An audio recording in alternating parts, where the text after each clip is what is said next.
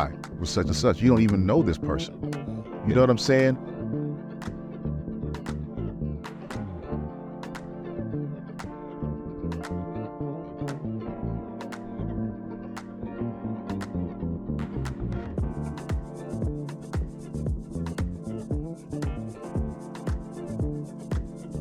Hello, how are you guys doing? Thank you for joining me today on SongLab Live. And you are here with EarlAlex, but you know how we do. We introduce you to new artists and also people who are veterans in the game and can bring you advice that you want to hear and want to follow, as well as what they're doing, what's going on with them now. And speaking of that, I have some people who are known not only in Arizona, trust me, their name rings bells, but you got to get to know them, and we're going to reintroduce you to them today. So I'm going to shift it over to the other side of the table so they can introduce themselves and let you know how to connect with them. Who do we have today? What's going on, world? It's Rico Bandz. Find me at on IN. Go ahead. You ready? Yes. I couldn't be looking at you. Ready? We could this, right? Yeah. You're good. All right. Hello, world. This is Rico Bandz. You can find me on IG. I am Rico Bandz. Facebook, Rico Bandz. Twitter, Rico Bandz. Let's go. Nice. Who we have with us today on your right? Yeah, I'm KC. Gosh. I gotta stop saying KC. Good. Yo, it's Chef Zot, Overhigh Official. Nice. It ain't exotic if everybody got it. Overhigh Official _ on IG. Y'all know who put these guys out. Nice.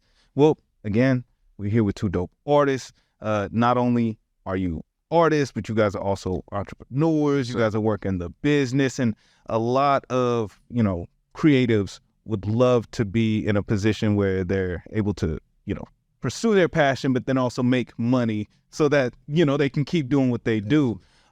Speaking about that, can I get a little bit from you, like give people a little bit of your history, who you are, let them know who you are, Rico. I mean, we are here today. Yes. Let them know a little bit about who you are and how you came up. I'm Rico Bandz. I'm Rico Bandz. I'm from South Phoenix. Do it again. Go ahead. I'm Rico Bandz. I'm from South Phoenix. I started rapping when I was 7 years old. I put my first CD out when I was probably about 16, called So Many Ways to Ball, and it just took from there. Nice. And so at that time, well, I know a little bit about Arizona history of rap and all of that. I've been around a little bit. So I would say at that time, were you known as Rico Bandz? No. I used to go by C-Thug. Yeah. I remember the name C-Thug. Yeah. It was definitely prominent around. You know what I'm saying? Honestly, how has your evolution from C-Thug to Rico Bandz been, and growing in the game as you have over the years? I mean, it changed a lot, man. I grew, with age. Yeah. Just learning from my mistakes and, just rebranding and rebuilding, So, yeah. Now, a lot of things that you went through in the game out here in Arizona, it kind of spilled over. Like, I heard about a lot of interactions in the streets. I heard you did time. I heard a lot of things came into, your artistry and your creativity. Like, so I would hear about an album drop, and then I would hear, oh, okay, something's going on with Rico. Well, first, something was going on with C-Thug. Yeah. That's what I heard. What's crazy? It seemed like every time I dropped the album, a couple months later, a month later, I'm going to prison. I swear to God. So it's like, I'm just dropping singles right now. It's nothing but singles. Yeah, no, but what I'm saying, just going through things, what I'm saying, being in the streets and, not having the right guidance or knowledge or mentorship, we led to the streets. When we come from nothing, that's all we know, that's all we see. Yeah.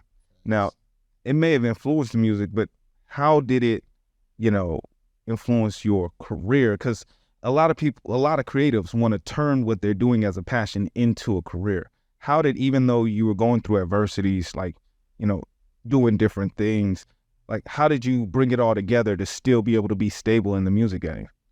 You talking about financially, or are you just talking about overall? Overall. Man, it's, it's hard. You know what I'm saying? Just making music, not being, where you want to be in the industry. You know what I'm saying? There's so many people rapping. So I just tell folks, not to give up, just keep going. Yeah. you know, something gonna shake. You got good, you know, good music, good product, good production, you know, overall, you know, somebody's gonna see you. You're gonna get noticed. 100%. You know what I'm saying? Nice videos, you know what I'm saying? It goes from the cover, it goes from the mixing, the mastering, you know, it goes from the lyrics, make sure your bars are right. You know, a lot of things, you know what I'm saying? You know, when you do your show, make sure you got a DJ. Yeah. You know, it's a lot of things that you have to do. You just can't go out there with a CD or, you know, an MP3, you know what I'm saying? And then now, you know, you got to do your shows live.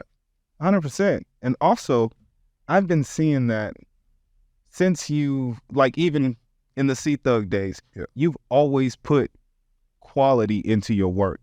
Yes, sir. You've always went the extra step. So like you would have great production, then you would have visuals. You'd be networking with other artists who are actually moving in the game out here. And that's how you name that. We come up, like, I'm from South Phoenix, but we come up from, you know, watching, you know, like Rockadollar. You know what I'm saying? Rockadollar's from the same neighborhood I'm from. Oh, nice. You know, grew up in you know, we know the same people, you know, family know the same people. Shout out to Rock. Yeah, so watching him, you know, young coming up, he was like our Dr. Dre of Arizona. Yeah. So we always want to, you know, be like him. You know, the first album was called So Many Ways to Ball. He had a song called So Many Ways to Ball on his album. Dope. That's what I'm saying. So, yeah, we used to always watch him and then come up to a studio, and that's how I met Amir Perry, Gigolo. Okay. And he just, you know, started producing me from here on out, you know, and Khrys Hollywood. You know, he's a great producer. Excuse me. But he was producing me. He produced my first album. And my boy Big Draws, you know what I'm saying? So just watching them production-wise and getting things together when we're recording on ADATs and DAT machines and shit like that, you know what I'm saying? MPC 2000 XLs and with the floppy disk and the Dr. Dre, not Dr. Dre, DJ Quick and Battle Cat beat drums. You know what I'm saying? Yeah. You put the floppy disk in and then you got the drums. You know what I'm saying? Yeah. That's how it was back then. So, you know, I got this drum kit. I got this drum kit. So just the overall production side of it I was like more into that, like how you do this, how you do that. Let me record myself. Like a lot of that shit I recorded myself. It was like a real hands-on approach for you. You wasn't just trying to be. It's always been like that. You know, we'll get a beat and then it's hands-on. We recording. I'm right there sitting down or standing up doing it myself. You know, so just perfecting my craft. You know what I'm saying? 100%. Even as you were an artist, you were like, look, I'm also learn. If you had somebody in the studio with you, you were able to gain kind of a little bit of what they knew. And it's like that on like with everything I do too. You know what I'm saying? Like along the line. You know, if it's Mouthful of Bands, you're making grills for celebrities. Like, you know, I created this in prison. You know what I'm saying? Me and my boy Khalik, back and forth on a tablet, just creating stuff, you know what I'm saying? Just the hands-on of it and, you know, seeing it come to life. Yeah. You know what I'm saying? Like this podcast, you know what I'm saying? Y'all put one plug in at a time and, you know, set the cameras up and it came to life. So I like building, like starting something from the ground up, doing that and watching it flourish. You're a true producer. Yeah. 100%.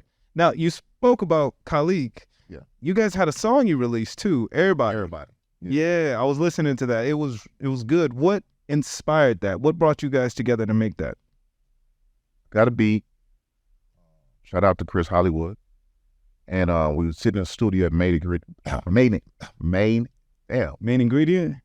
We were sitting at the studio at Main Ingredient Studio. Oh yeah, he dope. And we was all just sitting there. I was, you know, working on a few records. It came like that. Everybody had. Khalik just come. Khalik is crazy with the wordplay too. He knows what he's doing. He's one of the dopest artists out there. No, he's bands on bands. So yeah, working on his product, you know what I'm saying? His projects, I mean. He's working on his projects and we keep dropping the reels. He's going. Nice. You know what I'm saying? And you know, he's gonna be up here, I think, like a couple of weeks doing the live thing too with Big Baby. Oh, nice. And I just seen yours too. You just dropped that a couple days ago or so, or I think yesterday. Just yesterday, yeah. And it was dope. Like honestly, they were able to take the song, play it. And we did that in a couple of days. Really? Like no rehearsal, nothing. Really? Yeah. When I was in prison, we used to perform live and practice live in prison with instruments and stuff. So I'm like, man, when I get out, I want to do this. So I was trying to figure out who should I, you know what I'm saying, go to do it. And we go to the same gym, me and Big Baby. Okay. So I seen him talking to him. Say, you know what? I want to do this. He was like, yeah, when? I'm like, ASAP. He's like, ASAP. He's like, what? Took 2 months to do this with no. I'm like, no, let's do it now. Yeah. So sent him the records. Boom. So they learned the song in a couple days. Days. Wow. And you already had The bass player. He had a bass player. The bass player canceled, and he hired somebody that day. Wow. God. Yeah. And you probably just played with them and And we was there for like 6 hours. Vibed out. Hours. oh, that's nice. See, and that's a lot. She was crazy. That's You cold. know what I'm saying? That's cold. Like, let's do this. I got 2 more we dropping. I'm like, man, I want to take this on the road. Yeah. Because that live feeling, man, it feel good. Rico, so you've been out for about how long and back on the scene? About 6 months. And in that time, you've been gaining traction. You've dropped like 2 albums. You've dropped singles and worked with collaborations with like Khalik and